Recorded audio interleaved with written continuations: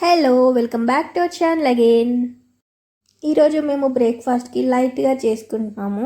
ఎందుకంటే నేను already morning లేవగానే ఫ్రూట్స్ తినేసాను, బాగా ఆకలిస్తుందని తొందరగా లేచేసాను. అండ్ లేచిన దగ్గర నుంచి బనానా తిన్నా, ఆరెంజ్ తిన్నా, యాపిల్ తిన్నా, అలా తినేప్పటికి కొంచెం నాకు హెవీగా అనిపించింది మార్నింగే. ఇంకా తర్వాత వెంటనే టిఫిన్ చేయాలి అంటే అమ్మో ఇంకా హెవీగా చేయలేను అని చెప్పి అనిపించింది అనమాట. అందుకని మఖనా వేసుకుంటున్నాం. ఇది చాలా లైట్ వెయిట్గా ఉంటుంది కదా, అండ్ మనం తిన్నా కూడా అలాగే ఉంటుంది.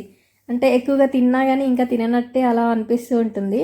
కాకపోతే చాలా మంచి న్యూట్రిషియస్ ఫుడ్ అనమాట. జనరల్లీ ఈ ప్రెగ్నెన్సీ టైంలో ఐరన్, కాల్షియం ఇలాంటివి చాలా ఇంపార్టెంట్ కదా. మఖనాలో ఇవి ఉంటాయి. అండ్ మనకి కావాల్సిన ఎసెన్షియల్ విటమిన్స్ అవి కూడా ఉంటాయి అన్నమాట. మంచి ఫుడ్ మొత్తానికైతే. కాకపోతే ఇదే ఫస్ట్ టైం ట్రై చేస్తున్నారనుకోండి ఎవరైనా, అలాంటి వాళ్ళు ఖచ్చితంగా కొంచెం ముందు అబ్జర్వ్ చేసుకుని కొంచెం క్వాంటిటీలో తీసుకుని ఆ తర్వాత స్టార్ట్ చేయండి. ఎందుకంటే అందరి బాడీస్కి పడకపోవచ్చు. అందుకని చెప్పి సడన్గా ఈ టైంలో అయితే రిస్క్ తీసుకోవద్దు. మన బాడీ టైప్ని బట్టి కొన్ని ఫుడ్స్ మనకి పడవచ్చు, కొన్ని పడకపోవచ్చు. అందుకని ఇలాంటి టైంలో సడన్గా ట్రై చేయడం మాత్రం కొన్ని మానాలి. ఇవి లోటస్ సీడ్స్ నుంచి వస్తాయి, చాలా లైట్ వెయిట్ ఉంటాయి. ఈరోజు మేము 2 టైప్స్ చేసుకుంటున్నాం. ఒకటి ఏంటంటే జాగరీలో కొంచెం నెయ్యి వేసేసుకుని దీన్ని కరగబెట్టిన తర్వాత దాంట్లో మఖనా యాడ్ చేయాలి. చాలా బాగుంటుంది ఇలా.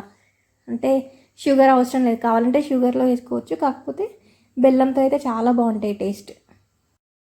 వీటిని మనం ఇలా జాగరీలో కానీ ఇంకా దేంట్లో యాడ్ చేయకుండా, చాట్ మసాలా అలాంటివి కూడా యాడ్ చేయకుండా నార్మల్గా కూడా తినేసేయచ్చు. కాకపోతే మనం ఇప్పుడు ప్యాక్ తీసుకుంటాం కదా, దాన్ని తీసుకున్న తర్వాత మనకేంటంటే అంత క్రంచీగా ఉండవు. అందుకని చెప్పి కాసేపు జస్ట్ డ్రై రోస్ట్ చేస్తే చాలా బాగుంటాయి. అప్పుడు కొంచెం మెత్తగా ఉన్న మఖనా అయినా కానీ మంచి డ్రై రోస్ట్ అయిపోయి క్రంచీగా ఉంటుంది అన్నమాట. సూపర్గా ఉంటుంది అలా కూడా. ఆ స్వీట్దేమో మా తేజ చేశాడు, ఇదేమో నేను చేశాను. ఇదేంటంటే జస్ట్ సాస్ యాడ్ చేసి దాంట్లో మఖనా యాడ్ చేసేసాను. సాస్ కొంచెం వేడి చేశాను, బాగా కూడా చేయలేదు, అది కూడా నార్మల్గా చేసేసాను. ఏంటది? ఆనియన్ ఒకటే. ఎలా కావాలి? సన్నగా పొడుగ్గా కావాలా, చిన్న ముక్కలు కావాలా? ఇవి అన్ని ఎక్కువ అవుతాయి పప్పులోకి. అట్లాగే చాప్ చేస్తున్నావు కదా, సగం దానిలోకి సగం నీళ్ళలోకి వేసేసుకో. ఓకే,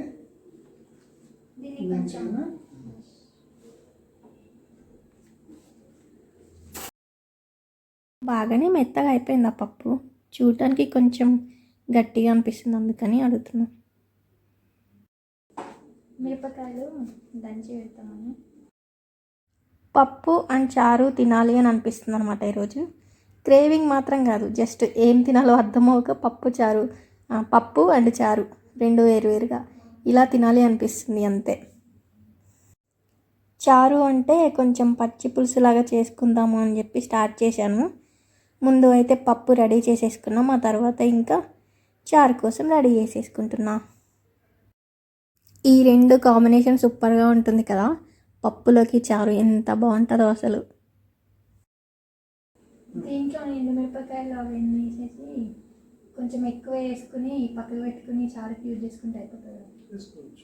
ముందు వచ్చేద్దాం అయితే ఇంకొంచెం ఎక్కువ వేసాను.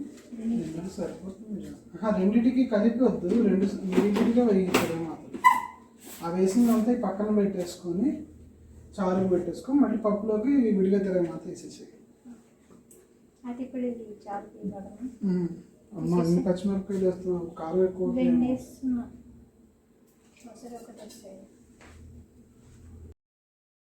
పప్పు ఉన్నప్పుడు అండ్ పొటాటో ఉన్నప్పుడు నాకు ఖచ్చితంగా చారు ఉంటేనే తినాలనిపిస్తుంది. లేదంటే ఫుల్ డ్రైగా అనిపిస్తుంది, అసలు తినలేకపోతాను అనమాట. మామూలుగా అయినా అంతే. నేను చారు అండ్ పప్పు తీసుకెళ్ళినప్పుడు కానీ, పొటాటో అండ్ చారు తీసుకెళ్ళినప్పుడు కానీ, నాతో పాటు లంచ్ చేసే వాళ్ళు ఉంటారు కదా, నా లంచ్ మేట్స్, వాళ్ళందరూ ఫుల్ ఎంజాయ్ చేస్తారనమాట. అంటే నేను చేసిన చారు ఆ రెండింటి కాంబినేషన్ బాగా సెట్ అయిపోద్ది. ఇలాంటి టైంలో అప్పడాలు అవి తినాలి అనిపిస్తుంది కదా, కాకపోతే నేను అస్సలు తినలేకపోతున్నాను ఈ టైంలో. ఏంటంటే కొంచెం ఆయిల్లో ఫ్రై చేసినవైనా సరే నా బాడీ తొందరగా డిటెక్ట్ చేసేసి ఇంకా నువ్వు తిన్నది చాలు ఆపు అని చెప్పేసి చెప్తూ ఉంటాను అనమాట నాకు. అండ్ నాకు ఏంటంటే బాగా నాజియేటింగ్గా అలా అనిపిస్తుంది అలాంటివి తినగానే. ఆయిల్ ఫుడ్ అలా, ఆయిల్ ఫుడ్ అంటే కంప్లీట్గా దాంట్లో మొత్తం ముంచి తీసినా అలా కాకపోయినా కానీ కొంచెం ఆయిల్ వేసినా కానీ అలాగే అయిపోతుంది ఒక్కోసారి. టంగ్ అంతా మెటాలిక్ టేస్ట్ ఉంటుంది ఎప్పుడు అని చెప్పాను కదా, అందుకని చెప్పి నార్మల్ ప్లెయిన్ రైస్ అయితే కొంచెం టేస్ట్ తెలియట్లేదు. అందుకని చెప్పి ఇందులో ఓన్లీ బిర్యానీ లీవ్స్ మాత్రం వరకే వేసాను. ఎందుకు అంటే ఇవి మళ్ళీ ఎక్కువ స్పైస్ అది కూడా తిన్నా కానీ బాగుండదు. అందులో పప్పు కదా, ఇండైజెషన్ వస్తూ ఉంటుంది. అందుకని చెప్పి ఓన్లీ బిర్యానీ లీవ్స్ వరకు వేసాను. అందులో ఏం స్పైసెస్ అవి కూడా యాడ్ చేయలేదు. అండ్ పప్పు ఉంది కాబట్టి ఎగ్స్ తింటున్నా, బాయిల్డ్ ఎగ్స్. నన్ను చాలామంది అడుగుతుంటారు ఏంటంటే వర్క్ చేసుకుంటూ మళ్ళీ ఇవన్నీ ఎందుకు, ఇంటికి వచ్చిన తర్వాత కూడా ఇంత స్ట్రెయిన్ అవ్వడం అదంతా ఎందుకు, మళ్ళీ అది కాకుండా నీకు ఇష్టం ఉన్నప్పుడు ఏదో ఒకటి చేస్తూ ఉంటావు, బోర్ కొడుతుందని చెప్పి అవన్నీ ఎందుకు అది అని చెప్పేసి అడుగుతుంటారు. మాకేంటంటే మా పనులు మేము చేసుకోవడమే బాగా ఇష్టం. అండ్ ఇన్ కేస్ హౌస్ హెల్ప్ని నేను పెట్టుకున్నా కానీ కరెక్ట్గా మనకి బాగా వర్క్ ఉన్న టైంలోనే వాళ్ళు హ్యాండ్ ఇస్తారు. ఖచ్చితంగా మళ్ళీ మనమే చేసుకోవాలి అవన్నీ. సో అలాగే అయిపోతుంది. మా అపార్ట్మెంట్లో ఉన్న వాళ్ళకి కూడా చాలా వరకు అదే ఎక్స్పీరియన్స్ అనమాట. వాళ్ళు హౌస్ హెల్ప్ని పెట్టుకుంటారు, కాకపోతే వాళ్ళకి బాగా అవసరమైన టైంలో వాళ్ళు అసలు రారనమాట, హ్యాండ్ ఇస్తారు. ఇంకా రోజు ఖచ్చితంగా వాళ్ళకి ఇంకో ఎక్కువ వర్క్ ఉంటుంది. ఇద్దరం వర్క్ షేర్ చేసుకుంటూ ఉంటాం కాబట్టి పెద్ద బర్డెన్ లాగా అనిపించదు. అండ్ క్లీనింగ్ అదైనా కానీ వెంటనే చేసేసుకుంటాం కాబట్టి అది కూడా పెద్ద బర్డెన్ లాగా అలా ఫీల్ అవ్వమన్నమాట. ఎప్పుడైనా ఒకసారి బాగా స్ట్రెయిన్ అయినప్పుడు కొంచెం అనిపిస్తూ ఉంటుంది.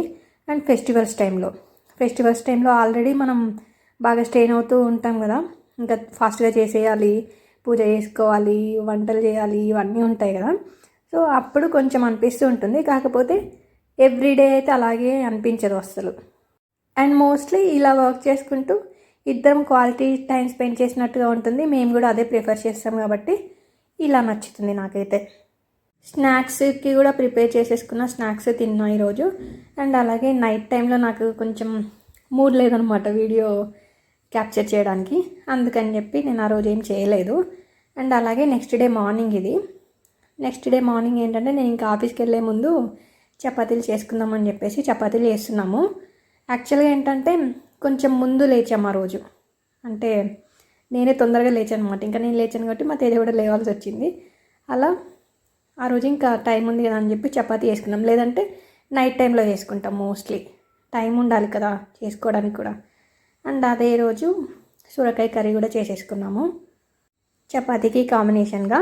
ఇంతకుముందు మా తేజ అయితే చపాతీలు చేయమంటే చపాతీలని కొంచెం అప్పడల్లాగా చేసేవాడు అనమాట.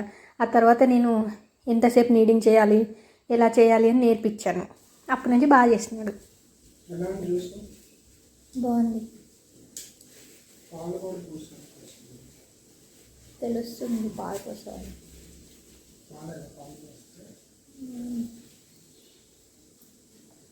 పాలు అయిపోతే ఇంకా థిక్గా ఉంటుంది కదా బాగా.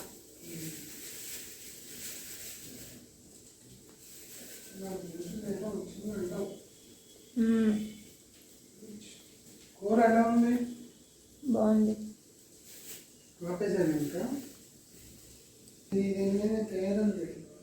ఏం పేరు? ఉజ్వల. ఎక్కడ?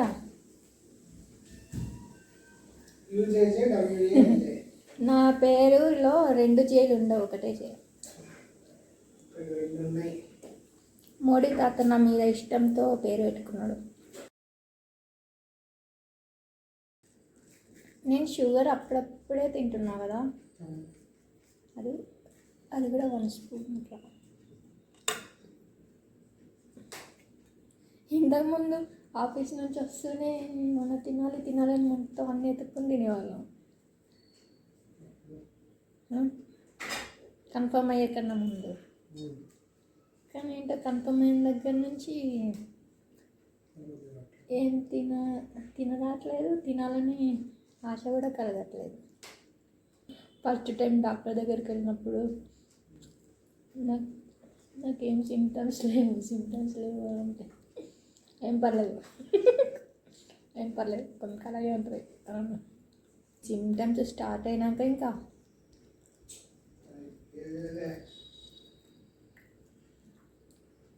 అక్కడెక్కడో అదేంటి పోపేస్తుంటే ఇక్కడ వామిటింగ్ వచ్చేది. నాకు చపాతీలోకి కర్రీ ఎంత బాగున్నా సరే లాస్ట్ చపాతీలో నెయ్యి చక్కెర వేసుకుని తినకుండా అసలు నా మీలే కంప్లీట్ అవ్వదు.